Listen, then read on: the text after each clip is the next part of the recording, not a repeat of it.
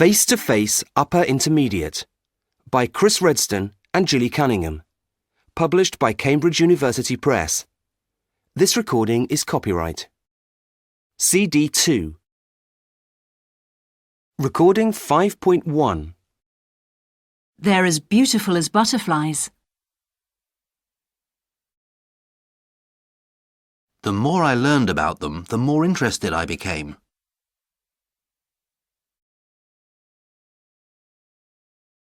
Koi are getting more and more expensive. That's almost as much as I paid for my house. The normal price is nowhere near as high as that. The bigger they are, the more they cost. They're slightly bigger than the ones I've got.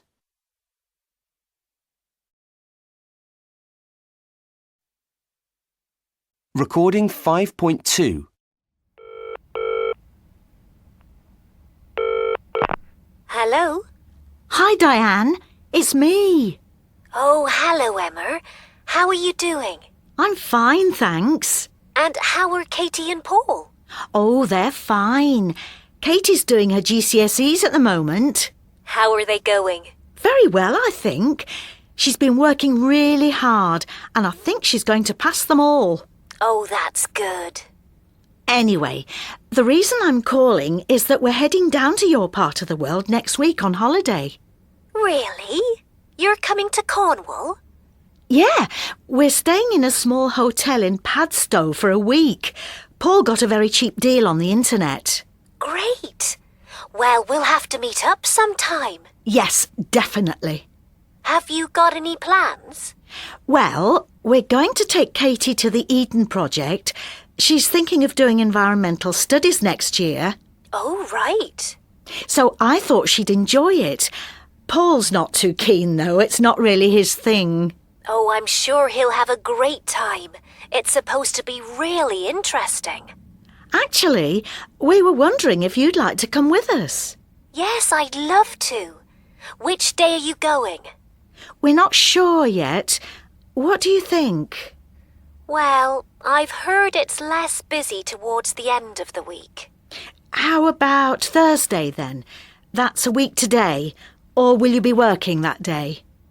No, don't worry. I'll take a day off. That shouldn't be a problem.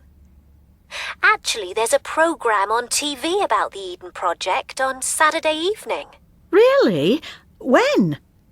Let me have a look. It's on BBC2 and it starts at 7:30. Thanks. We'll try to watch it. So, how will you be getting to the Eden Project? By car. Actually, we'll be driving through your village so we can pick you up on the way. Sure you don't mind? Course not. It'll be great to see you. You too. It's been a long time. Yes, it has, hasn't it? Just think, this time next week we'll be walking around the Eden Project together. Let's hope it doesn't rain. Yes, absolutely. Anyway, what else have you been doing lately? Recording 5.3. We'll be driving through your village.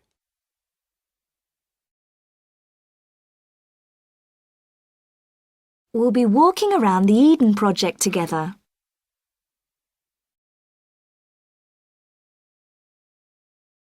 How will you be getting to the Eden Project?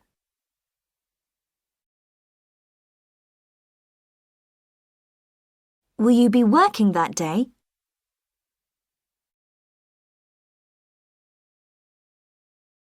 I'll be seeing them tomorrow.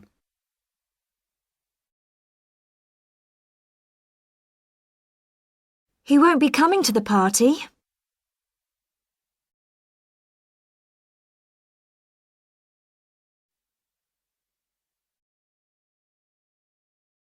Recording 5.4. I spoke to Diane. She's coming to the Eden Project with us. Oh, that's good. Which day are we going? Thursday. And there's a programme about it on BBC2 on Saturday at 7:30. We'll be having dinner with your parents then. Oh, yes, I forgot. OK, I'll record it and we'll watch it when we get home. Fine. By the way, I'm going to buy a video camera at the weekend. I thought it'd be nice to take one on holiday with us. Tina has one she never uses. It's brand new, too. Maybe she'll let us borrow it. Well, it's worth asking. I'll give her a ring. Don't worry, I'll be seeing her at my yoga class tomorrow. I'll ask her then. Good idea. Anyway, where's the babysitter? The film starts in half an hour. We're going to miss the beginning. Oh, I'm sure she'll be here soon. Recording 5.5. Although we still don't really know how our sense of smell works, our love of perfume goes back a very long way. The ancient Egyptians used to put perfumed oils in their hair, and the oil found in Tutankhamun's tomb was still fragrant when it was opened 2,000 years after he'd been buried there. And at feasts in Roman times, white birds with their wings soaked in perfume flew around the room so that the air was filled with a sweet scent. In fact, all through history, kings and queens have shown a passion for perfumes.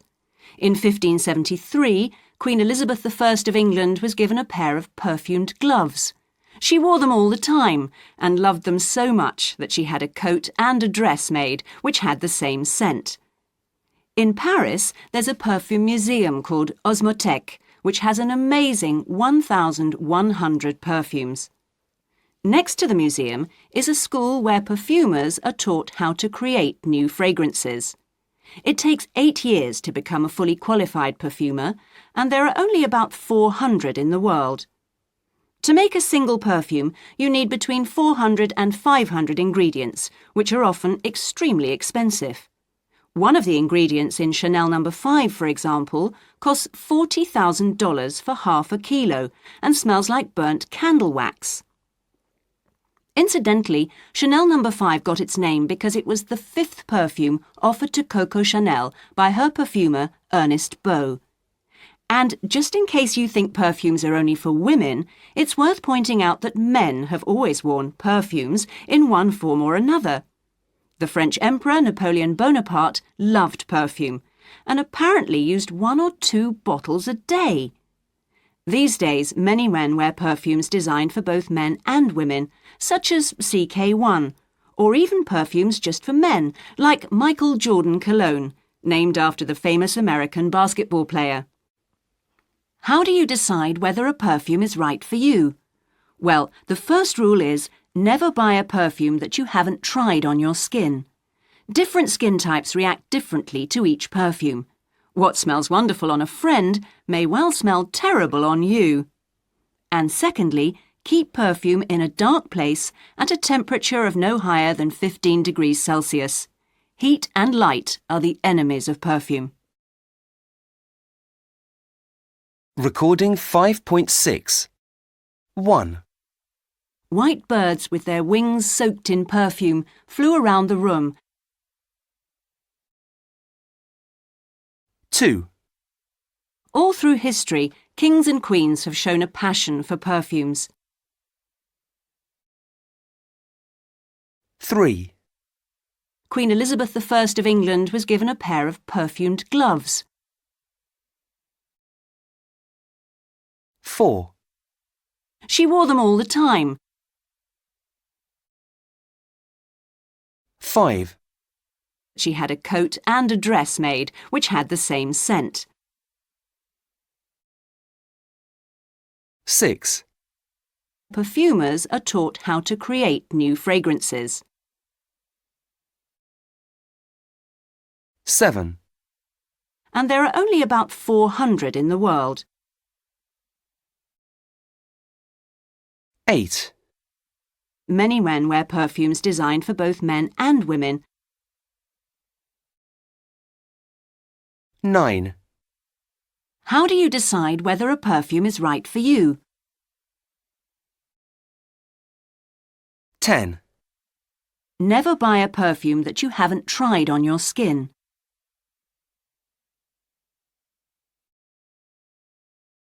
Recording 5.7. George, Have you ever worked out your ecological footprint? No, but it sounds complicated. Oh, you can do it online in 5 minutes. I did it today. And? Well, it was a bit disturbing, actually. It told me that if everyone in the world had a lifestyle like me, we'd need 2.3 planets to survive. Wow. Yeah, makes you think, doesn't it? Our lifestyle simply isn't sustainable. Maybe, but I don't see how we can really change it.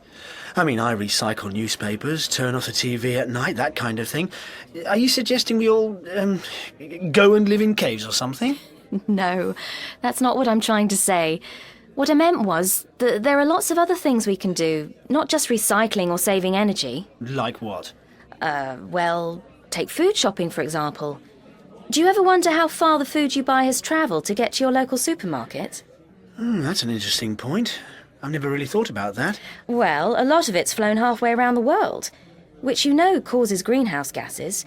So it'd be much better if everyone bought food that's produced locally. But if we all stopped eating, say, bananas, then the economies of some Caribbean countries would collapse overnight.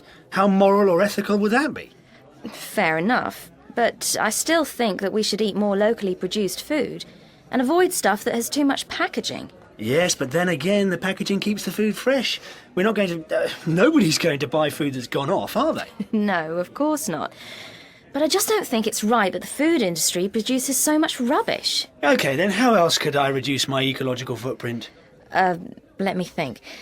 Well, you could become a vegetarian. Really? Why'd you say that? Well, one argument in favour of being vegetarian is that farming animals is so wasteful and uses so much energy.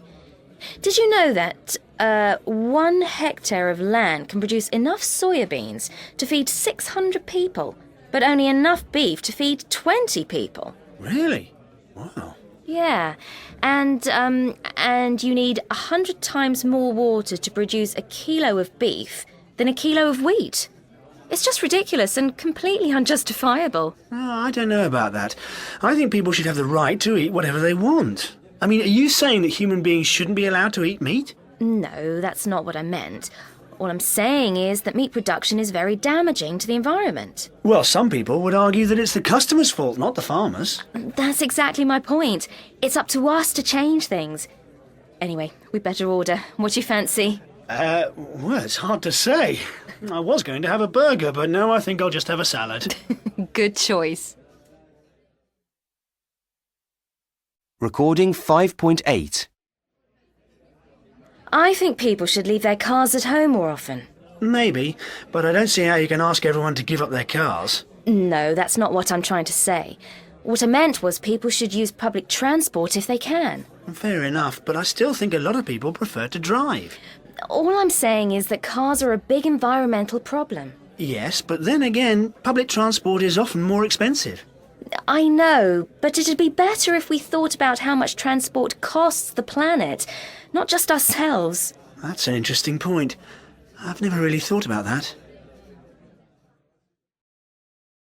Recording 6.1. The section of Kate Fox's book explaining the rules of queuing is fascinating, and the English obey these rules without thinking about it. Jumping a queue will certainly annoy those people queuing properly. However, despite feeling intense anger towards the queue jumper, the English will often say nothing. Staring angrily is more their style. Then there are the rules for saying please and thank you. The English thank bus drivers, taxi drivers, anyone giving them a service. In fact, the English spend a lot of time saying please and thank you, and they hate not being thanked if they think they deserve it. Not saying thank you will often cause a person to sarcastically shout out, "You're welcome." Recording 6.2. I don't care how long it takes. I want it right. Okay, sorry. I'll have it for you by the end of the day. Look, Bruce is having a go at someone again. By the way, are you going to his leaving party? I might go for a bit. Yes, me too. You know, I'll miss him in some ways. Well, you don't have much contact with him, but I do. And I won't be sad to see him go. He's He's extremely difficult to work with. He doesn't listen to anyone. Yeah, I was in a meeting with him once and nobody could get a word in. And he's so bad-tempered. If he's like that in the Leeds office, he's bound to upset people. Well, he's unlikely to change his personality overnight. But the Leeds office isn't doing well. And you know, he could improve things there. Yes, it probably will. Although I can't imagine they'll like him. I don't suppose he'll worry about being popular. He's not that kind of person, is he? I remember him saying, "I'm not here to make friends. I'm here to sort out the company's problems." And to be fair, he has. Sure, no question about that. Is he, taking his family with him, do you know? Well, he's likely to be there for at least a year, so I'll be surprised if he doesn't. He's a real family man. But commuting's a possibility, I suppose. He may not want to give up his house here. Anyway, are you applying for his job? Maybe. Do you know who else is going for it? Well, Patrick certainly won't. He knows he doesn't stand a chance of getting it. And I doubt if Lynn will go for it. She's not that ambitious. But Frida may well apply. And if she does, they might give it to her. But you're sure to get the job. You could do it with your eyes closed. No. They don't think I'm very well organised. And they could be looking for someone from outside. I shouldn't think they'll employ an outsider just for a year. Yes, but surely Bruce won't come back to the same job. You're right. He probably won't. I dare say they'll promote him if he's successful in Leeds. Oh, here he comes. Dawn, if you've finished, can I see you in my office? Right. No, I definitely won't miss him. Good luck. Thanks. See you later.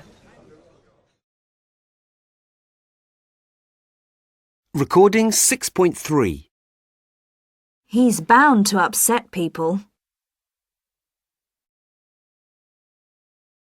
He's unlikely to change his personality overnight.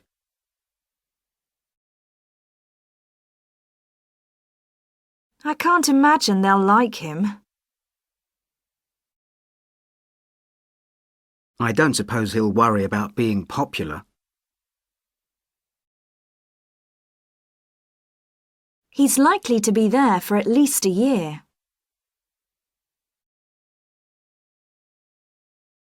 I doubt if Lynn will go for it. But Frida may well apply. But you're sure to get the job. I shouldn't think they'll employ an outsider.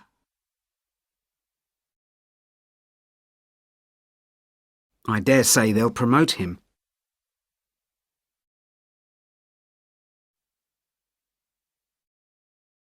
Recording 6.4.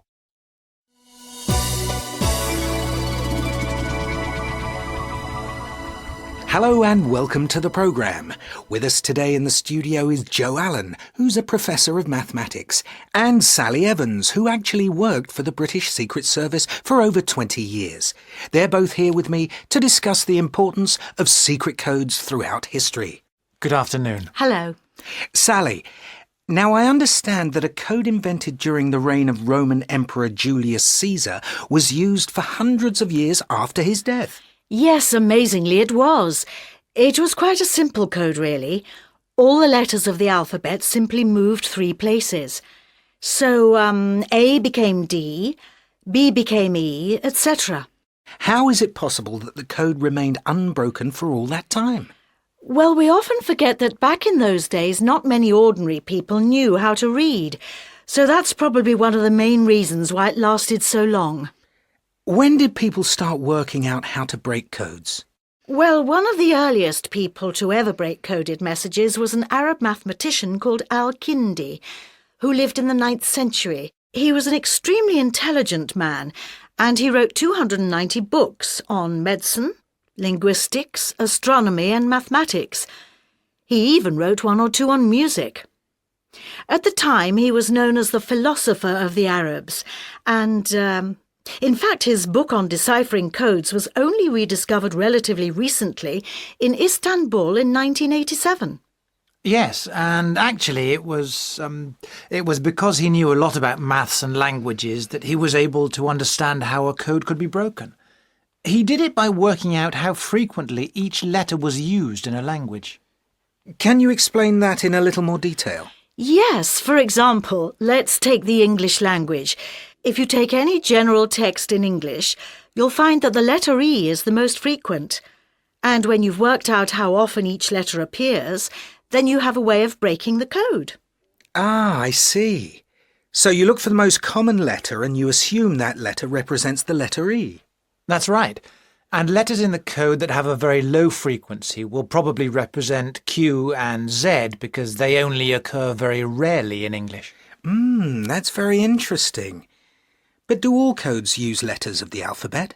No, some use symbols, which just means that you look for the most frequent symbol instead of the most frequent letter.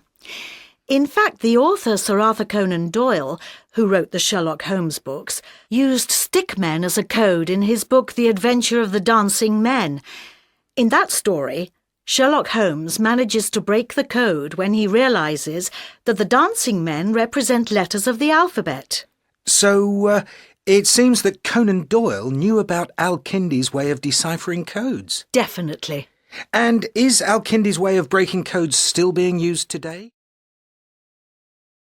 Recording 6.5. Well, one of the earliest people to ever break coded messages was an Arab mathematician called Al-Kindi. Yes, for example, let's take the English language. So you look for the most common letter and you assume that letter represents the letter E. Recording 6.6. 1. Come in. Hello, Angus. Sorry to bother you, but have you got a minute? Sorry, this isn't a good time. I'm really up against it at the moment. Is it urgent? No, not really. I just wanted to go over these figures. Don't worry, some other time. Yes, give me an hour or so. OK, see you later. Thanks. 2.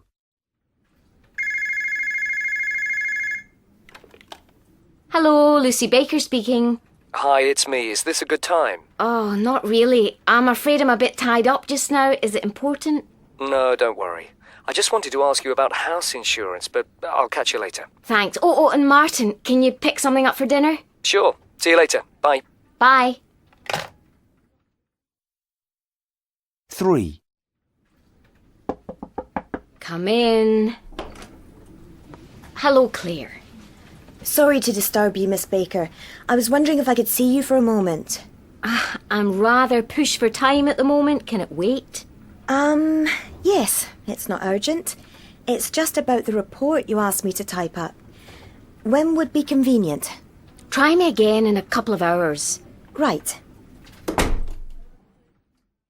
4. Yes? Hello, Lucy. Are you busy? I'm afraid I am a bit, Tina. Just a quick question. When would be a good time to install some new software on your computer? Tomorrow? Fine by me. I'll do it first thing tomorrow morning. Thanks. 5. Yes. Lucy, can I have a word? I'm really rather busy at the moment, Julian, but what's the problem? I don't suppose I could use your office any time today. It's just that I get so many interruptions out there, I can't get any work done. What have I said? What's so funny? Recording 6.7. 1. A.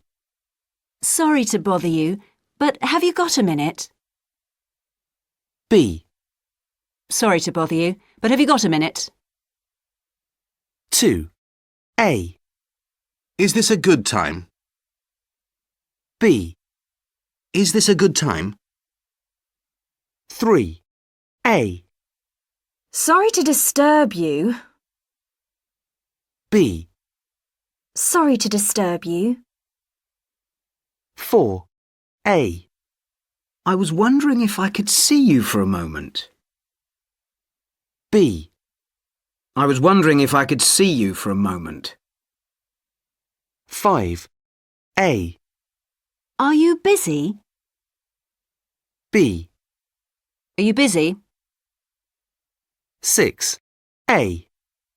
Can I have a word? B. Can I have a word? Recording 6.8. Sorry to bother you, but have you got a minute? Sorry, this isn't a good time. I'm really up against it at the moment. I'll catch you later then. Is this a good time? I'm afraid I'm a bit tied up just now. I just wanted to ask you about house insurance.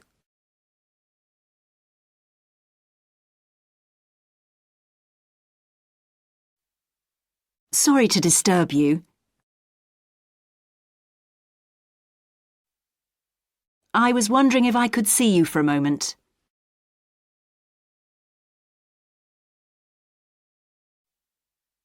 I'm rather pushed for time right now.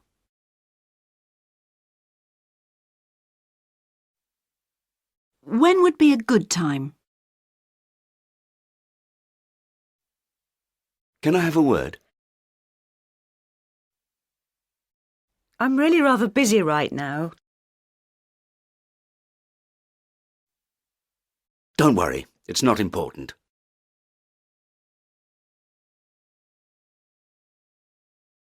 Recording 6.9.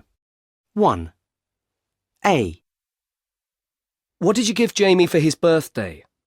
Well, he's been asking for a pet for ages. We were going to get him a dog, but he said that he really wanted a snake.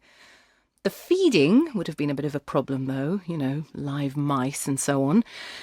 Anyway, my husband loves cats, and they're easy for kids to look after. So, in the end, that's what we got him. B. Hi, Joanne. Welcome back. Did you enjoy London? Yeah, it was great. The English are very nice, but they're a bit different from people here. In what way? Well, they talk about the weather all the time, which isn't surprising, I suppose, as it changes every day. And they're always saying please and thank you, which I thought was very polite to begin with, but I got sick of it after a while. I've heard that nobody talks to strangers on the tube or anything. Yeah, that's right. But I didn't mind that. It was nice to be left alone, actually. C. From where I'm standing, I've got a fabulous view of Green Hills, while just in front of me is one of the largest collections of tulips I've ever seen, and it's all the work of local resident Jean Granger. You must be very pleased, Jean. Yes, I am actually. When we moved into the house 3 years ago, all we had was a lawn and a couple of rose bushes. We love flowers, but it's been a lot of hard work. I can imagine, but it's a magnificent display, better than any I've seen in a public park this year. Thank you. D. Hi, Jenny. It's Philippa. You know we'd arranged to go shopping in town this weekend. Well, I'm not sure that's such a good idea. It'll be difficult to park on a Saturday, and the shops will be really crowded. As the weather's going to be so good, maybe it'd be nicer if we went for a walk by the river instead. Anyway, let me know what you think. I'm in a meeting till 3, but give me a call any time after that. Bye. E. So, how's the course going, Nick? Great, actually. I'm really enjoying it. At the beginning, I wondered if we'd spend the whole time writing scripts and looking through a camera, but in fact we don't. Well, not yet, anyway. We also have lectures on things like the history of the cinema, studying different periods and cultures, that sort of thing. It's really interesting, actually. That's good. 2. Hello, everyone, and thank you all for coming. I've spent the last 2 years studying a group of bottlenose dolphins off the east coast of Scotland. These dolphins live in an area of water called the Moray Firth, which is the most northerly part of the world where dolphins are known to live all year round. What's interesting is that if you compare them to bottlenose dolphins that live further south in, say, the Mediterranean, they are clearly bigger and fatter, probably because they need to survive in a much colder climate. Researchers who study the Moray Firth dolphins have also noticed another distinguishing feature, which is that they appear to have more injuries to their skin. Up until now, people thought this was because the dolphins live in difficult conditions in the water. However, some environmentalists now wonder whether the problems may be the effect of pollution in the sea, and they are hoping to investigate this further. Studying dolphins is difficult, as they spend so much time underwater, and so my team have spent a lot of time analysing the different sounds that the dolphins make. The most common sounds are clicks, which dolphins use for location. That is, they make these noises and then listen for echoes to come back from the seabed, boats, the fish they hunt, or indeed other dolphins. So how do dolphins actually listen to these sounds? Well, they use a bone in the lower part of their mouth to receive the signals which are then sent to the brain. A very clever adaptation. Dolphins also make a range of sounds in order to communicate with each other. Researchers have noticed recently that each dolphin produces its own sound, which is known as a signature whistle. I like to think of it as being similar to a person calling out his or her name. Interestingly, they also copy the signature whistle of other dolphins, although why they do this is not really understood. The dolphin also uses a special call when it finds a group of fish to feed on. Again, the reason for this call is unclear. Some researchers have suggested this sound may be used to confuse the fish, while others think that the first dolphin is calling for help in surrounding the fish before they start feeding. Another interesting thing we have discovered recently is that it seems that... Recording 7.1.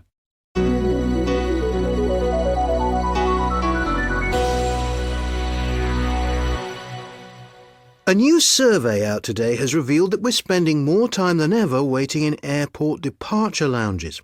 So we sent our reporter Nicole Watson to Heathrow to find out how people are passing the time there. Thanks, Dan. Excuse me, madam, where are you flying to today? I'm going to Madrid.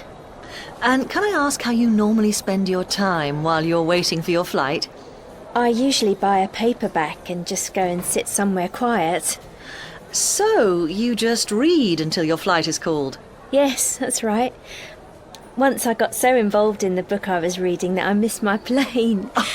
Really? Yes, it was quite embarrassing, actually. And what about you, sir? How long have you been here today? I've been sitting here for nearly 5 hours. Wow, that's a long time. Yes, there's a problem with the plane or something. Oh, and how have you been spending your time? Well, I really love people watching, and airports are just brilliant for that. So that's all I've been doing, really. Oh, I've also called my parents to say goodbye. Right. And the gentleman sitting next to you, how do you feel about waiting at airports? I absolutely detest it, to be honest. Luckily, I only live 10 minutes away, so I usually check in as late as I can. And how are you spending your time here today? I'm doing a part-time business management course at the moment, so I'm trying to catch up on my coursework. And why are you travelling today? I'm flying to Hamburg for some meetings. I'm supposed to be seeing some clients as soon as I arrive, but I see the flight's been delayed. Just my luck, eh? And how about you, madam? Well, I've been looking around all the shops. I have 3 kids and I never get time to shop for myself, so I'm having a great time today. Have you bought anything? Yes, a handbag and some perfume. I'm also thinking of buying a camera, but I think they might be cheaper online. And where are your kids now? They're with my husband in that restaurant over there having lunch. My youngest is usually very good, but he's being very difficult today. So we've decided to take it in turns to look after them. Thanks very much. So, that's how people are passing the time at Heathrow today, Dan. Back to you in the studio. Thanks, Nicole. Now, these days, many people seem to... Recording 7.2. Ah, here's Ian.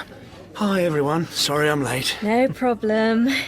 Clive and I have only just got here ourselves. So how was your first day back at work? Well, it was a bit of a nightmare, actually. Oh, why's that? Well, I'd only been away from the office for like a week, but there were over 300 emails in my inbox this morning. Yeah, that always happens to me too. Well, I love getting emails. It's about the only thing I use the internet for these days. Apart from shopping, of course. Yeah, that's true. I do a bit of shopping online. A bit? Molly, please. Well, you see, it's so easy, isn't it? You just kind of like click on a few icons and that's that. It doesn't feel like you're spending money at all. It does when the credit card bill arrives. Yeah, I generally, I buy a lot of things online too, especially books and CDs and, things like that. Oh, I don't buy CDs anymore. I just download music straight onto my MP3 player. Do you have to pay for it? If it's new stuff, yeah. You, have to pay for each song you download, but it's very cheap. And I go to... There are some other websites where you can, download songs by new bands for free. We should start doing that, Ian. You see, it's just that I've never sort of found the time to work out how to do it. That's because you're usually too busy playing that role-play game of yours. Honestly, every time I often come home and find that he's been sitting in the study for hours, fighting some evil monster or something. That's only when your mother comes to stay. Very funny. They're very addictive, though, those role-play games, aren't they? Yeah, and incredibly popular, too.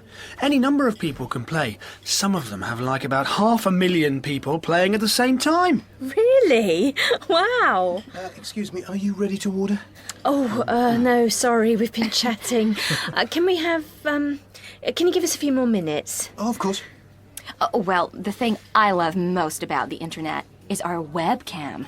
Really? Do you use it much? Yeah, I do, actually. A lot of my family live in the States, and we kind of use the webcam to keep in touch. For birthdays and that kind of thing. That sounds fun. Yes, it's wonderful. Right, let's order. Is there anything you'd recommend?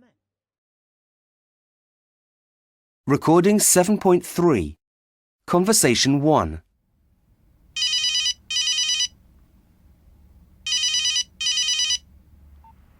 Hello? Hi, is that Tony? Yes. Hi, it's Greg. Greg Robertson? Greg! Hey, I haven't heard from you for months. How are you? I'm good, thanks.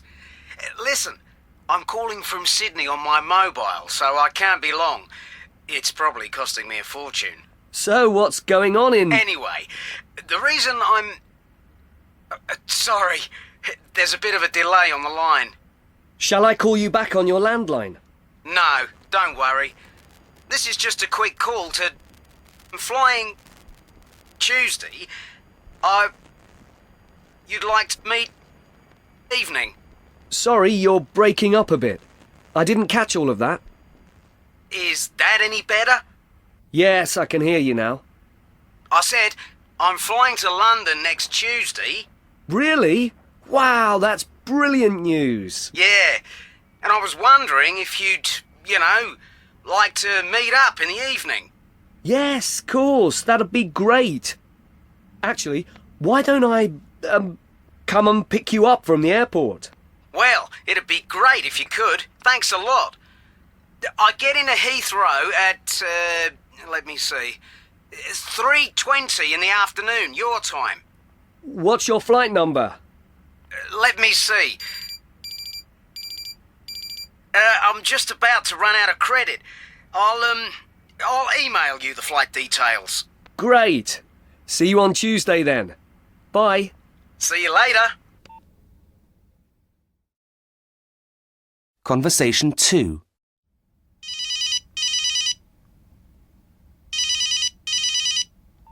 Hello, Harry. Hello, Tony. How are things? Oh, not bad, thanks. I'm just about to go and see those new clients, you know, the software company. Good. Hope it goes well. Anyway, the reason I'm calling is that we're having a planning meeting next... Sorry, it's a bad line. You'll have to speak up a bit. Would you like me to phone you back? No, it's okay. I can hear you now. What were you saying? We're having a big planning meeting next Tuesday afternoon, and I'd like you to be there. Next Tuesday? Yes. We'll be discussing plans for this year's sales conference, and we want your ideas. Why? Is there a problem? No, it's fine. I'll be there. Good. It's in, let me see, meeting room B, and we'll be starting at 2:30. See you then. Right. Oh, and good luck with the new clients. Thanks.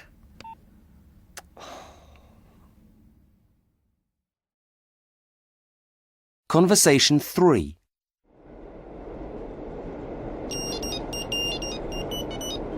Hello? Hello, Jenny. Oh, hi, Tony. How's your day going? Fine. What about you? Oh, not too bad, thanks. Busy, as usual.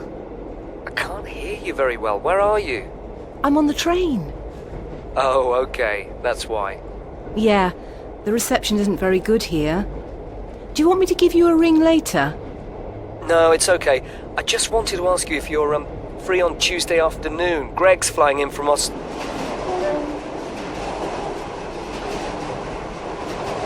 Sorry, I didn't get any of that. We just went through a tunnel. I said Greg's flying in from Australia on Tuesday. Greg Robertson? Wow, great! Yeah, the thing is, I've got to go to a meeting that afternoon. Can you pick Greg up from Heathrow? Yes, sure, no problem. I'm not working that day. Great. Maybe that evening with people around you want? Oh, I keep losing you. Say that again. I said that maybe that evening we could,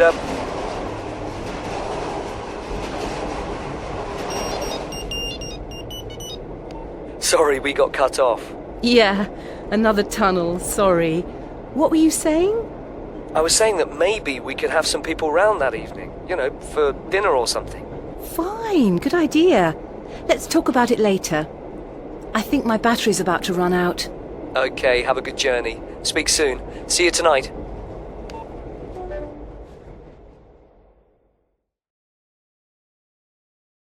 Recording 7.4. 1. Why don't we meet outside the cinema at 7? Sorry, I didn't get any of that. It's a bad line. I said let's meet outside the cinema at 7. I keep losing you. Shall I call you back on your landline? Yes, if you don't mind. I think my battery's about to run out. 2. The meeting's at 3:30 in room F. Sorry, I didn't catch all of that. You're breaking up a bit. I said the meeting's at 3:30 in room F. Okay. Oh dear, I'm just about to run out of credit. Would you like me to phone you back? That'd be great, thanks.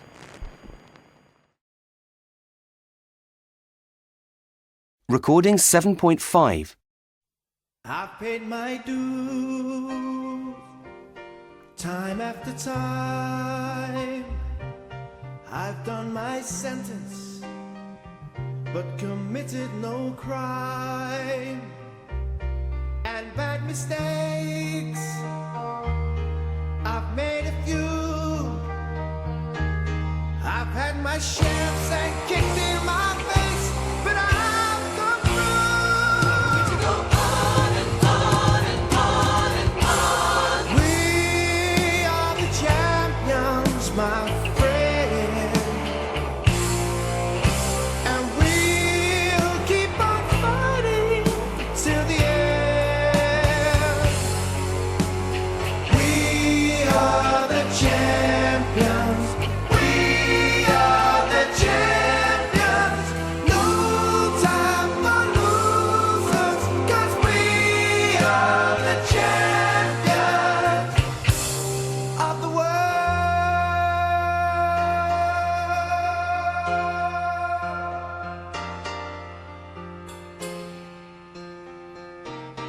taken my bow, my curtain calls.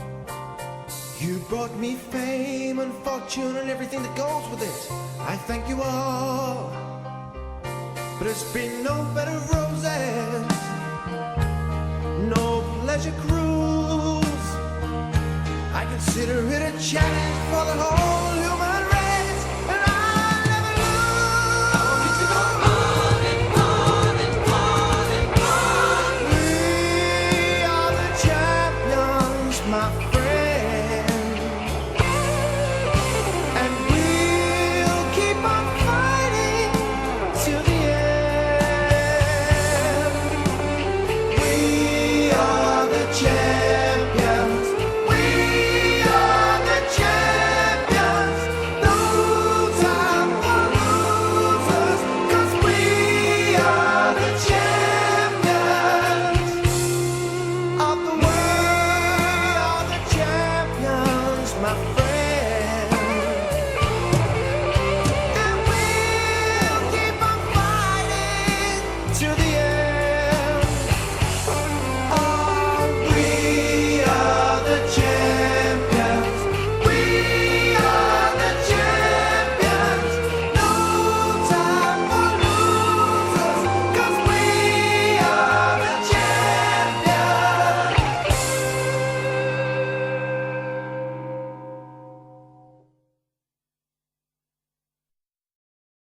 Recording 8.1.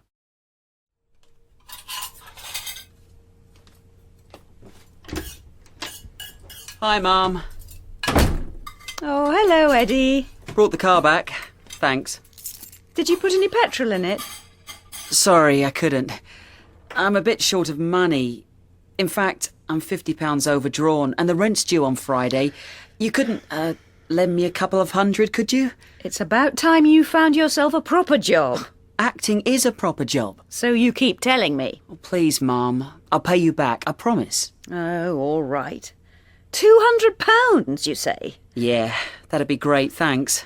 I'll have to see how much I've got in my savings account first. But this is the last time, Eddie. Yeah. You always say that, Mum. No, I'm serious. It's about time you grew up. If you had a job, you wouldn't have to borrow money from me all the time. I wish I could spare the time, Mum, but, you know, it's all these auditions I have to go to. Yes. Well, I hope you get something soon. But still, I wish you weren't chasing these impossible dreams. What impossible dreams? Oh, you know, dreams about becoming a film star. Yeah, well, actually, I'm hoping to hear from my agent about an audition I did for a TV advert. She hasn't phoned, has she? I gave her this number. No, sorry, she hasn't. I hope she calls. What's wrong with your mobile, anyway? I lost it. That's why I gave her this number. Oh, I wish you'd take more care of your things. How many is that you've lost? Only 2. And the first one was stolen. Yes, so you said. Anyway, what's the ad for? Norland Bank. I'd be a customer who's asking for a loan. Well, if you get it, you won't have any problem learning your lines then, will you? Oh, but I won't keep going on about it. Anyway, it's time to go. I have to be at work by 6. Oh, I wish I knew where your father was. He needs the car later tonight, so he was going to give me a lift to work. Can you drive me and then bring the car back for Dad? It's time you got your own car, Mum. Yeah. Well, when you pay me back all the money you owe me, I'll be able to afford one, won't I? Recording 8.2. 1. I wish I had more time. I wish I'd had more time. 2. I wish he talked more slowly. I wish he'd talk more slowly. Recording 8.3. 1. I wish she lived a bit nearer. I wish she lived a bit nearer. 2. I wish he'd bought chocolate instead. I wish he'd bought chocolate instead. 3. I wish she'd visit more often. I wish she'd visit more often. 4. I wish he worked for us. I wish he worked for us. 5. I wish I'd had enough time to finish. I wish I'd had enough time to finish. 6. I wish I earned a bit more money. I wish I earned a bit more money. Recording 8.4. I wish the ad hadn't been so big.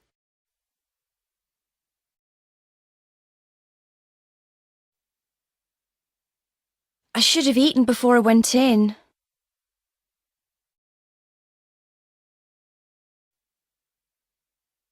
I wish I'd learned this stuff about the brain before.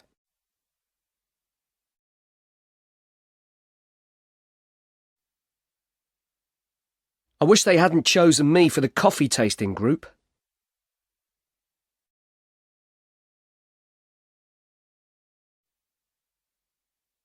I should have started doing this years ago.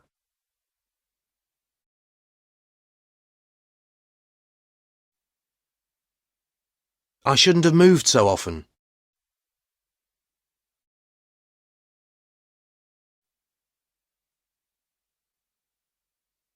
Recording 8.5. Good meal, Ruth? Yes, it was excellent, I thought. Another glass of wine? No, thanks. Just some more water, please. Do you want coffee? No, I'm fine, thanks. Could we have the check, please, Jack? Certainly, ma'am. Look, this is on me. But Graham, you bought dinner yesterday. Don't worry, it's on expenses.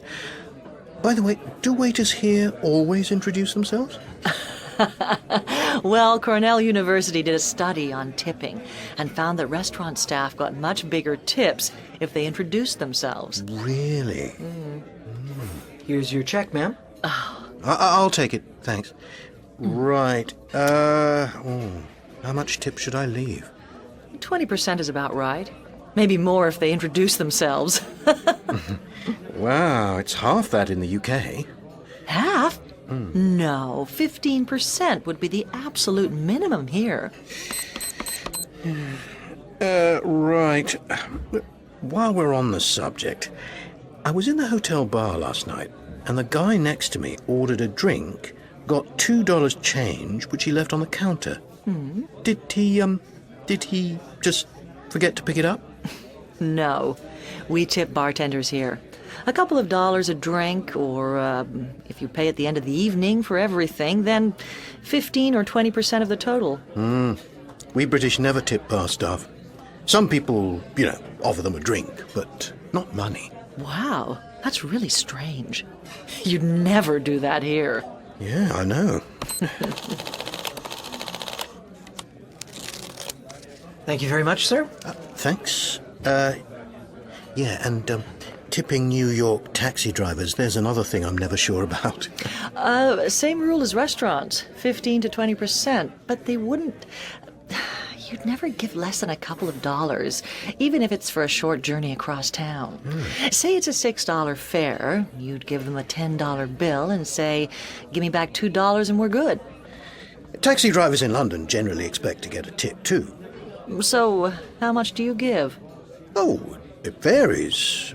Some people just tell them to keep the change, others give 10%. What about hotels in the UK? Do you tip the bellhops? We call them porters. Yes, if they carry your bags to your room, we usually give them, like, £1 or £2.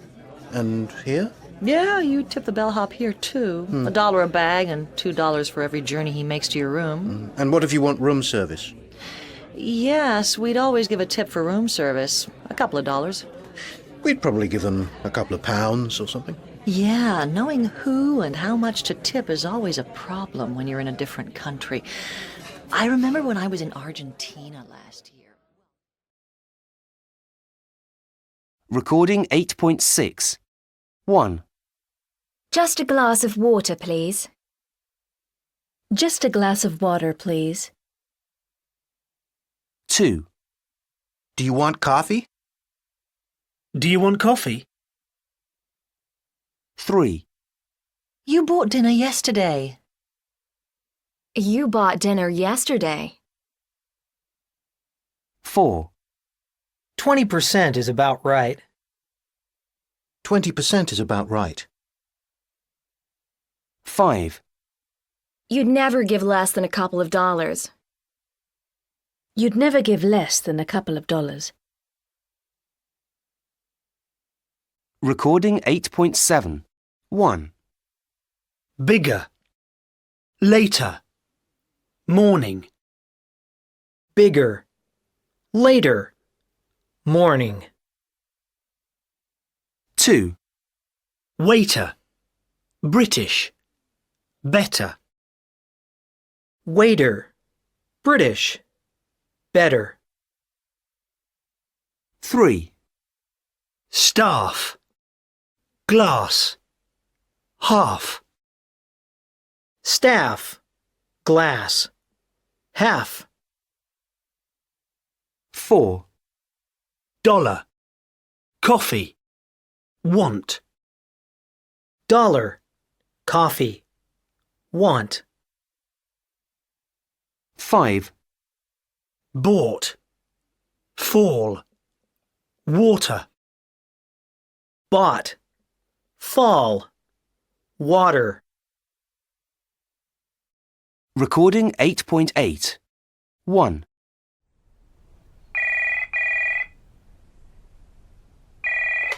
Hello? Eddie, it's Cynthia. Look, I'm sorry that I didn't get back to you sooner. I didn't realise the time. It's been mad here today. Oh, hi, Cynthia. Don't worry about it. I haven't been waiting that long. Well? Bad news about the Norland Bank advert, I'm afraid. You didn't get the part. However, they do want you to do a voiceover for a series of cat food ads. Could be quite good money. Oh, I wish I'd got the bank advert. But, okay, what are they offering? Sorry, forgot to ask. Never mind. I'll take anything at the moment. They'll have a contract for you to sign at the recording studio. You need to go to the studio. 2,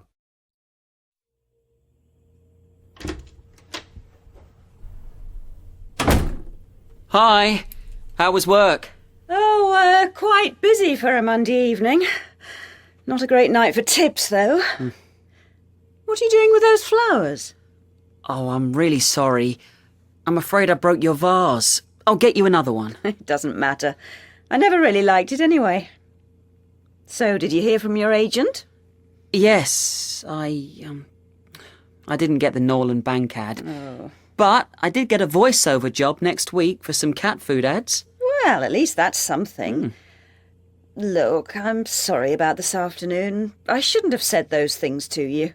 Like telling me to grow up. Sorry.